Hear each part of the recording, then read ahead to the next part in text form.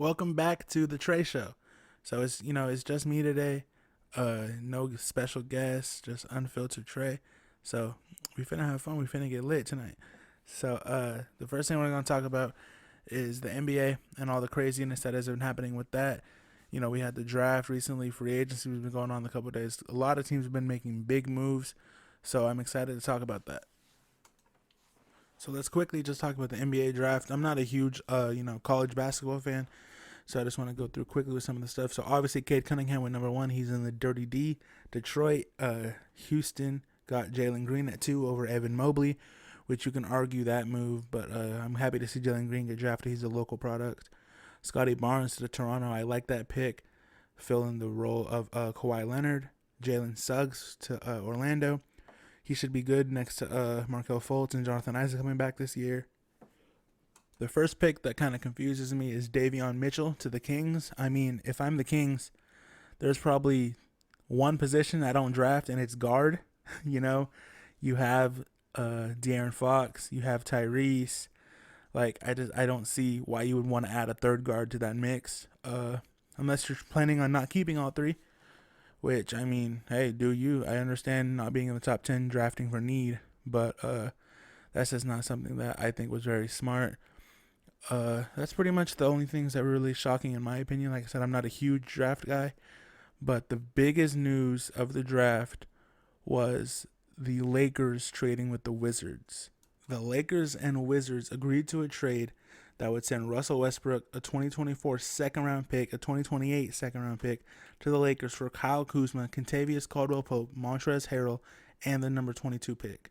So first of all, that deal is huge, not only for the Lakers, but also kind of for the Wizards. So let's start with the Wizards because that'll be a lot quicker. You still have John Wall. John Wall. They don't have John Wall anymore. You still have Bradley Beal, and Bradley Beal is gonna be, we know what Bradley Beal is at this point. So you would pair him with Kyle Kuzma, with Rui Hachimura. So they have some nice forwards now, nice young pieces.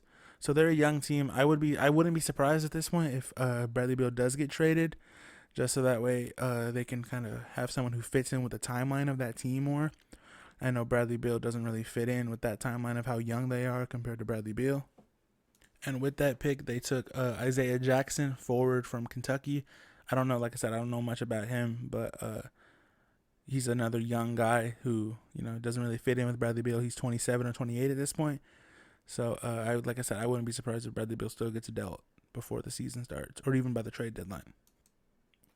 And, for the Lakers, obviously, they get Russell Westbrook. And if we're going to keep it real, I don't know how Russell Westbrook fits in with the Lakers. So, before free agency, because we're going to talk about things in chronological order, you look at how the Lakers are constructed, and you see Russell Westbrook, who can't shoot the ball. LeBron, who's not a great shooter.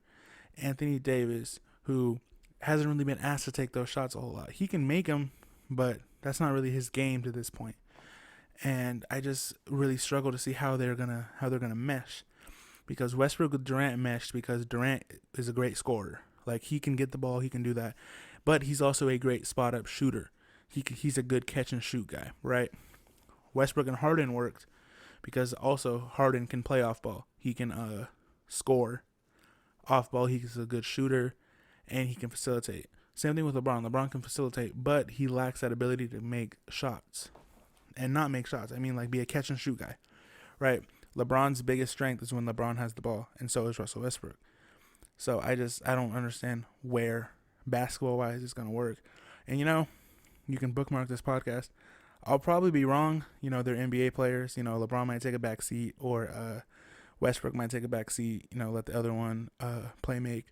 But personally, I just don't see how it meshes together. People said the same thing about Chris Paul and James Harden. But the difference here is that they're both good shooters. Westbrook and LeBron aren't good shooters. That's the only reason why I don't see this working, is the fact that they're not good shooters. So I don't see how they play together. Like, I just don't really see how they play together well. And then let's just scroll through here until we see something interesting. The Warriors signed Otto Porter to a 1 year. The Blazers signed Cody Zeller to a 1 year. Norm Powell got his bag, 5 years, $90 million for the Blazers. The Thunder re-signed Mike Muscala. The Thunder also locked up Shai Gilgeous-Alexander, which is huge. There was a lot of speculation about him getting traded for Cade Cunningham and the number one pick, because as we all know, the Thunder have like 90 first-round picks. So I'm glad to see that Shai's gonna stay with the Thunder and stay with that young core so he can develop, because he's gonna be a top 10 player in the league, no doubt about it. Bookmark it. Shai Gilgeous-Alexander will be a top 10 player in the NBA. The Suns re-signed Chris Paul to that 4-year, 120. You're paying for Chris Paul the next 2 years, and you'll kind of live with the last 2 years of that deal. I know he won't be the same the last 2 years of that deal, without a doubt. But you reach the finals this year, it's really hard for you to be like, I'm not going to pay Chris Paul this year. They also re-signed Cameron Payne to a long-term deal, which is huge. But even better than that is getting JaVale McGee. A big thing in the series with the Bucks was not having anyone to back up DeAndre Ayton. So when Ayton left the floor, the Suns were vulnerable, and the Bucks really took advantage of that. So adding JaVale McGee will really help with that. The Pelicans get Vontae Graham to replace Lonzo Ball, and I like that deal. I really like Vontae Graham. I think he's a great player. Him and Brandon Ingram will be fun to watch with Zion, but he's just not the playmaker that Lonzo Ball is. He's more of a score-first point guard. So I'm interested to see how it works, but, it's always great to see new players get new chances in different areas. The Hornets had Devontae Graham last year, and he played really well, and then they drafted LaMelo Ball, who has turned into what he is now. So I'm glad to see Devontae Graham going somewhere where he can be, the main ball handler. On to the Lakers. The Lakers signed Trevor Ariza, Wayne Ellington, Kent Bazemore, and Dwight Howard. So, the obvious one there is bringing back Dwight Howard. They probably shouldn't have let Dwight Howard go in the first place. It was a money move.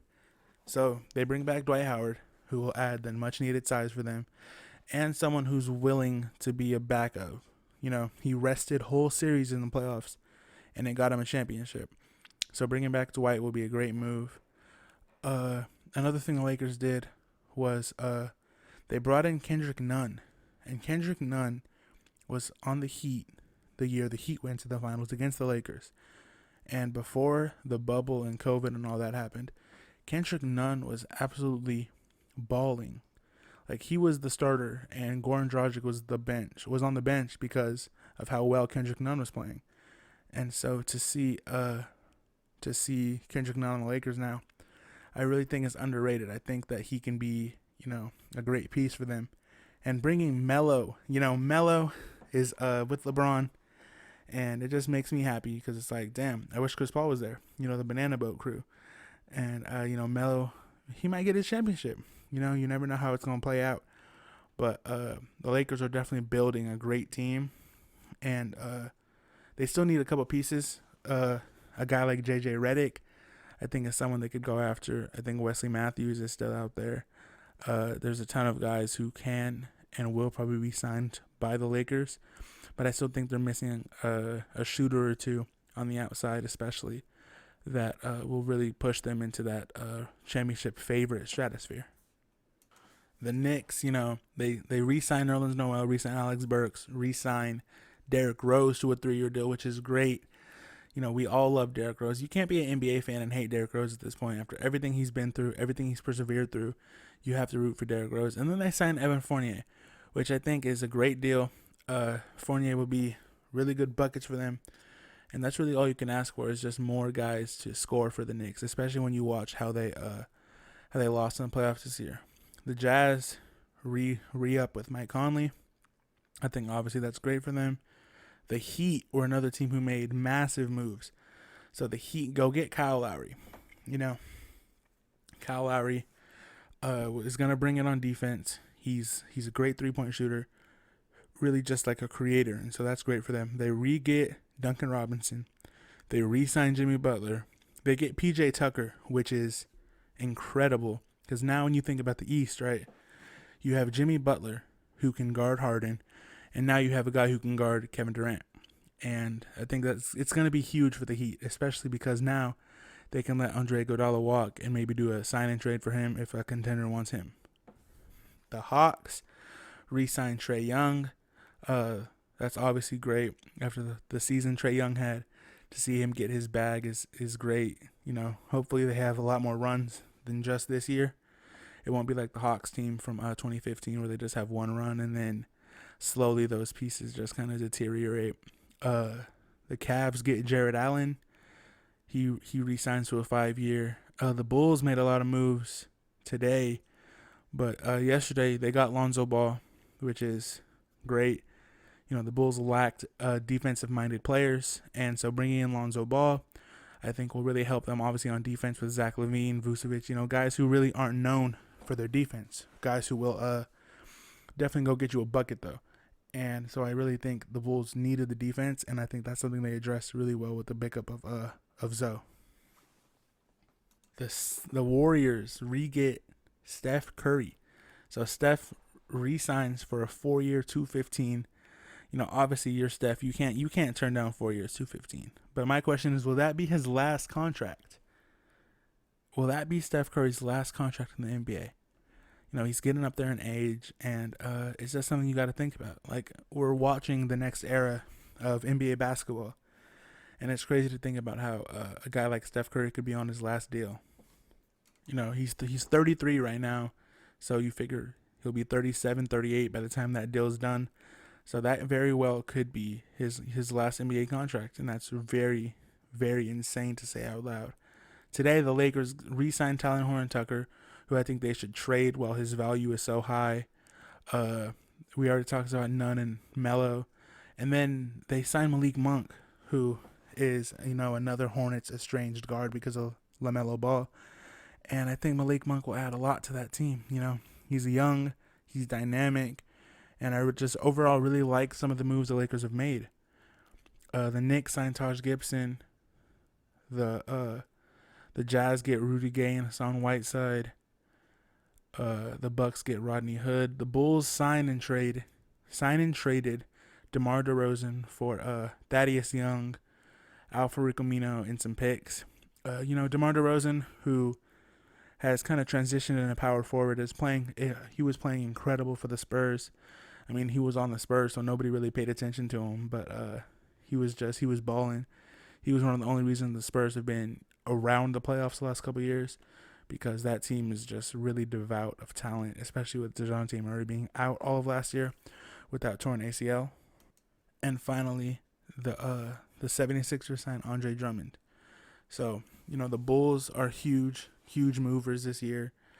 I really think they're going to make the playoffs. They traded for Vucevic at the deadline, and then they proceeded to lose, right? So everyone was like, oh, y'all just wasted the picks, especially when you trade guys like Wendell Carter, young guys. And so it's just cool to see the Bulls make those moves. The Lakers retooling to go after another championship. The Suns running it back. The Heat retooling, after losing to the Bucks, who they dominated the year before.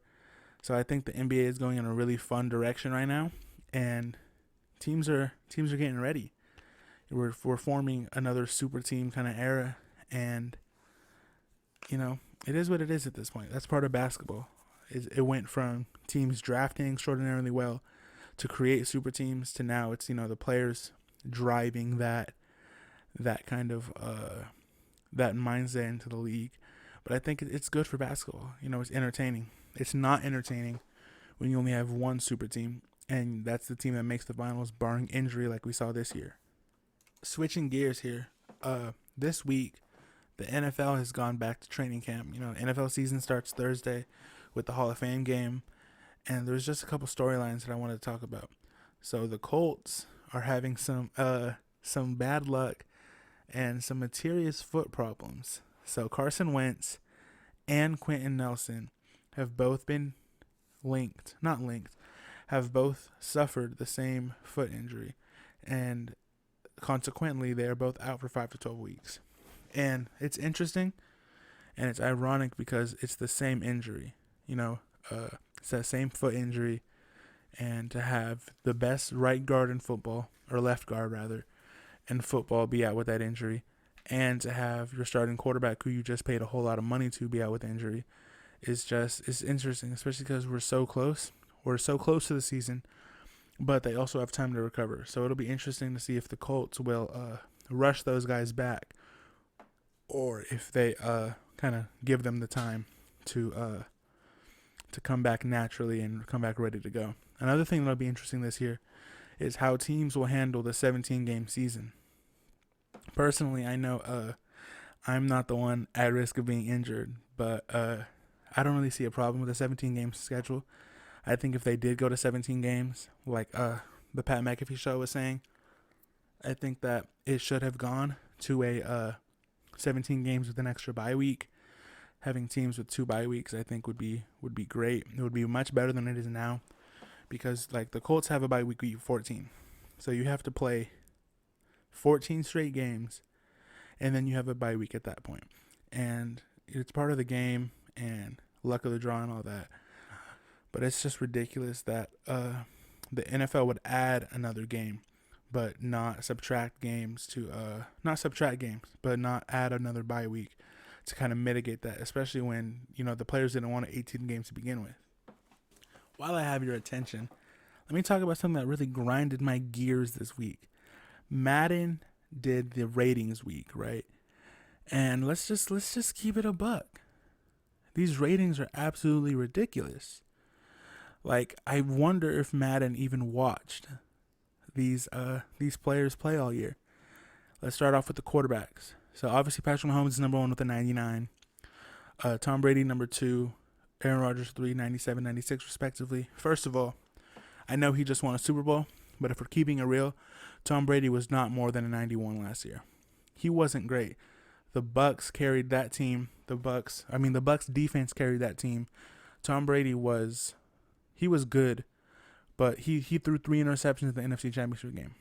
Tom Brady is not the reason why the Bucs won the Super Bowl. So to have Tom Brady at a 97, higher than the reigning MVP, is quite asinine. It's ridiculous, but it's not surprising coming from EA.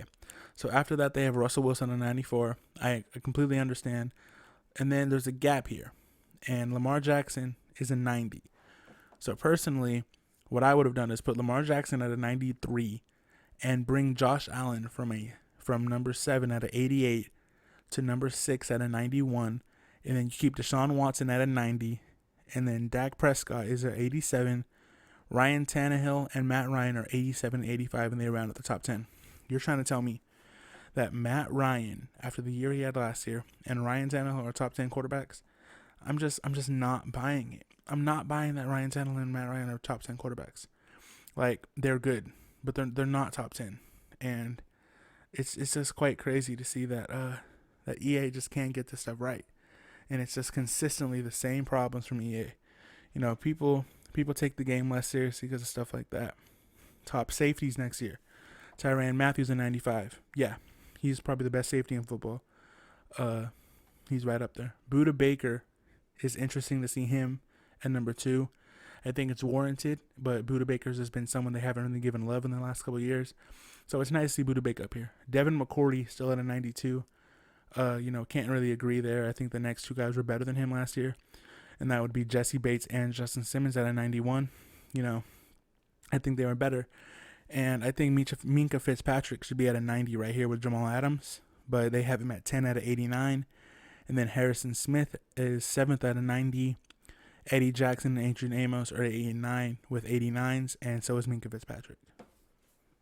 Once again, Minkah Fitzpatrick, he was a lot better than Adrian Amos, I think, in my opinion, and the other guy. But onto the running backs. The running backs is probably the most controversial. So number 1 was Christian McCaffrey with a 97. Christian McCaffrey played 3 games last year. How is he number 1? It doesn't make any sense. And he's not even the best running back in football. He's not even the best running back in his division. How is he number 1 in all of Madden? So they had Derrick Henry number 2 with a 96. Derrick Henry has just had 2 2,000-yard seasons back to back. He should be a 99. Like, it's just ridiculous at this point. Derrick Henry should be a 99. Nick Chubb, number 3 at a 96. Personally, I would switch him and Alvin Kamara. I think Alvin Kamara should be a 96. He led the NFL in touchdowns last year. We know what Kamara brings to the table, and I think he should be higher. Dalvin Cook at a 95 feels about right. That's where he should be.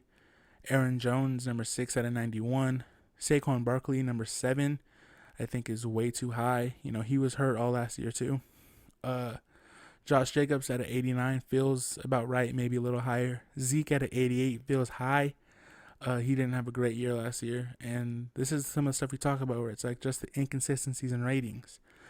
Tight ends, Travis Kelce was a 99. You know, that's warranted. He should be that. George Kittle with a 96. Darren Waller with a 93. Once again, I think that's all fair. That's probably where they should be at this point. Mark Andrews with the 88. Once again, you know, I agree with that. Hunter Henry with the 87. Yeah, Austin Hooper with the 86. Gronk with the 86. Mike Gesicki with the 85. TJ Hawkinson with the 85. Dallas Goedert with the 84. The tight end position is really top heavy in the NFL. There's not a whole lot of talent. So it was pretty hard for them to get this one wrong. And I mostly agree with them. I think Waller should maybe be 1 or 2 overall higher. 93 feels maybe a little low for him. But overall, I can't really disagree with the way they rated the players and ranked them. We get to the top defensive linemen. Aaron Donald is a 99. Once again, obviously that's correct. Fletcher Cox at a 94. Yeah, that's probably where he should be. Chris Jones at a 92. DeForest Buckner at a 92. And Cameron Hayward at a 92. Once again, those are all really good players. So I agree there. Michael Pierce, Calais Campbell in a 91 and 90. Kenny Clark, Stephon Tuitt at 89. Vita Vea at 88. I think D-line is something they really got good. These are all interior D-linemen. These aren't going to be your edge rushers. That's a whole separate category for EA. And so for interior linemen, I think that they really did get that one right. For the edge rushers, you know, Myles Garrett at a 91 or at a 98 is number 1. Once again, he probably should have been 99, but you know they want to be stingy like they always are. Khalil Mack at a 96. He had an off year, in my opinion. Switch him with T.J. Watt, who's a 94, and I think the list would be more accurate. Chandler Jones at a 94, J.J. Watt at a 94. Yeah, you know, that's where they should be. Cameron Jordan, 93. Von Miller at 93, you know, the two vets. But they're accurately ranked. I think they both still can contribute, but they're just not, there's not those top-tier guys anymore. You know, they've both been in the league for 10 years now, so that kind of makes sense where they're at. Joey Bosa at a 92. You know, Nick Bosa at a 90. Darius Smith at an 89. You know, once again, that's about accurate. I think they got the edge rushers right for the most part. For the wide receivers, Devontae Adams with a 99. Well deserved after the season he had last year. You know, that's where he should be. He's a good member of the 99 club, and it's well deserved. DeAndre Hopkins with a 98. Once again, that's probably right where he should be, maybe a 97. You know, that's Nuke. We know what he brings to the table. Reek with a 98, 99 speed, obviously. Once again, that's where he should be. Here's where I disagree. Stephon Diggs at a 97. Yeah, I can agree with that. Julio at a 95 is way too high. He should not be above Michael Thomas. But here's why. Michael Thomas has a 94. Here's my problem with it. Michael Thomas, the last time we saw him, was the Offensive Player of the Year and was a record-breaking receiver. If they're going to use the last time we saw Christian McCaffrey as a way to rank him compared to the other running backs, then we should be doing the same thing for Michael Thomas. And Michael Thomas was in the 99 club last year. If that's the basis and the criteria we're using, then Michael Thomas should be higher than a 94. Keenan Allen at a 93.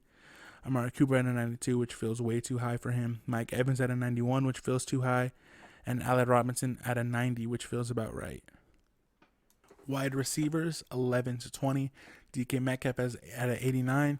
I think he's accurately ranked. I think DK Metcalf is getting overrated right now and overhated. I think it's going both ways, but I think an 89 is fair for him. Terry McLaurin at 89. Once again, that's probably fair. Odell at 89. Once again, if you're going to use McCaffrey and his last year stats, then the same thing should be used for Odell. You know, be consistent. is literally all that we ask for. Calvin Ridley had 88. Tyler Lockett at 88. Adam Thielen at 88. These feel about right. Justin Jefferson at 87. That feels like he should be a lot higher. We know Justin Jefferson is a stud. He's a top 10 receiver in the NFL. He definitely was last year, and I don't think that's a controversial statement. I don't think that's a hot take. Justin Jefferson is a top 10 receiver. Let's talk about the team ratings. The team as a whole.